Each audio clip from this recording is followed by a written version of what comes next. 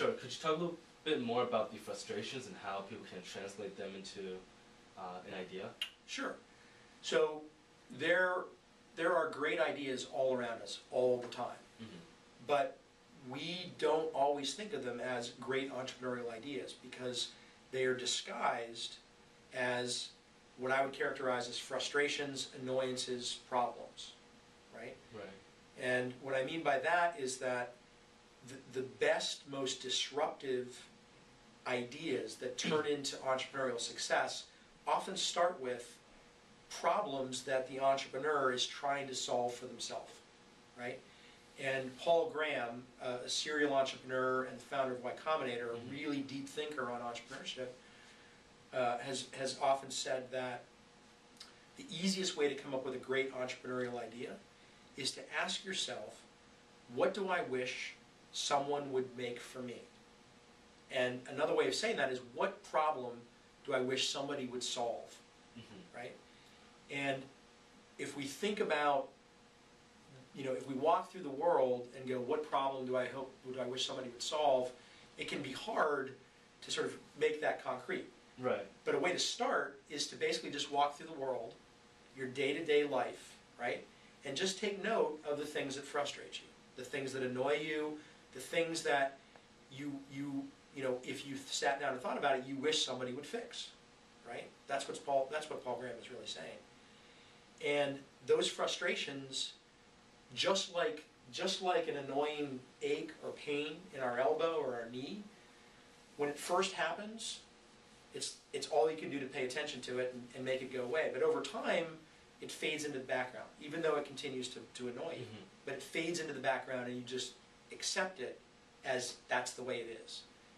And a lot of times in our life, a lot of these annoyances and frustrations have just faded into the background. They're still there, but we just assume that's the way things are. So we don't really ever think about solving them. Right. And I think one of the misperceptions here is that when we think of something that we want to solve or something that we want to tackle, people they tend to think big, right? That they want to solve like the world's biggest challenges, whereas there are a lot of little things that we can improve upon and be able to, generate a company or build a business from this small little frustration. That's right. That's right. And you bring up a good point, which is something that I tell our entrepreneurship classes and any entrepreneur that comes to me looking for a good idea. A really good way to start is to not try and start a business, right? And that may sound contradictory, but if you think about companies like Apple and Microsoft, Google, Facebook, right? And no one would argue that those are not some of the most successful startups of all time, right? If not the most successful startups of all time. If you go back, you roll back the film to how all of those companies started, it wasn't around a business idea. The founders, Steve Jobs and Steve Wozniak at Apple, and Bill Gates and Paul Allen at Microsoft, and Larry and Sergey at Google, and Mark Zuckerberg even. Everybody wants to be Mark Zuckerberg. Yeah. Mark Zuckerberg wasn't trying to start a business. Mark Zuckerberg was just hacking up a website called FaceMash to compare undergraduate pictures at Harvard and let his friends vote on who was hotter, right? That's not a business. And yet, that's where Facebook came from. Sergey and Larry were just trying to come up with a better way to search information on the web. They didn't want to start a business. In fact, they tried to sell Google early on in its life to all of the other web search companies. Excite at Home, Yahoo, AltaVista, Lycos. They peddled it to everybody for $1 million. And nobody bought. And so they were like, oh well, must not be worth much. Right. And now Google is one of the most valuable companies, certainly in the tech world, on the planet. Definitely. And talking about the success of these companies, the media as well, you mentioned earlier, it tends to focus on the event, or that's where the story is, right? That's where they can attract the most people. But they rarely ever focus on the planning stage, or the years of hardship and endurance that they had to put through to reach that event that the media focuses on. That's right. So if you just read in the media, or you sort of believe what the media tells us about entrepreneurship and about companies like Apple and Microsoft and Facebook, you would tend to think that the path is you come up with a brilliant idea and then you begin to execute it, and the world just sort of beats a path to your door. You built a better mousetrap, right?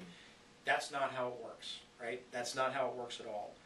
How it works is, and one of the key attributes of entrepreneurs, successful entrepreneurs, is persistence. Really determined persistence, because in those early years, nothing looks clear, right? There is no clear business model. There is no clear customer, right? In my really sort of 20-year view of dealing with entrepreneurs day in and day out, successful entrepreneurs are really good at grinding out success, right? It's the guys that come up with brilliant ideas over and over and over are not the best entrepreneurs. The best entrepreneurs are the ones that find an idea, get slightly obsessed about it, and just grind out the success, sometimes over decades, right? It doesn't come easy. And the key attributes are really persistence and flexibility and action, right? It's all about action. And then reaction, right? Because you're going to lean into the market's going to spit you back out, and then you've got to come up with some pivot or some redirect on your product or your service, go back to the market and figure out what the market really wants. That's 90% of being a successful entrepreneur.